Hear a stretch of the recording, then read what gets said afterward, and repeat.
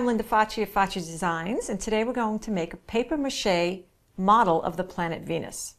So you're going to need some balloons, and round balloons work best, but they're not very easy to find. So you can use a regular balloon, just don't blow it up all the way. So, something like that. So let's tie a knot. You'll place your balloon on top of a cup. Now you'll need to make your paper mache mixture. You're going to make a mixture of water and flour, and it should be about a pancake consistency. You'll also need some newspaper. You'll dip your paper into your flour mixture, and you'll kind of wipe that down a little. You don't want it too wet. And then you'll start placing it on your balloon.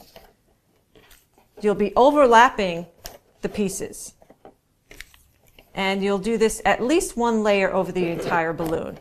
Now you'll want to make a hook for your planet to hang from. So you can use some twine.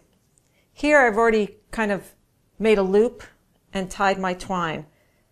So while I'm paper macheing, I'll paper mache over that twine. So once you have your entire balloon covered, you'll need to have that dry at least overnight.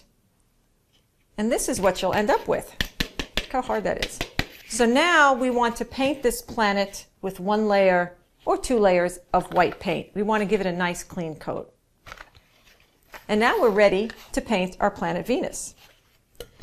So we're going to paint a coat of red on our planet. You can use a paintbrush or a sponge.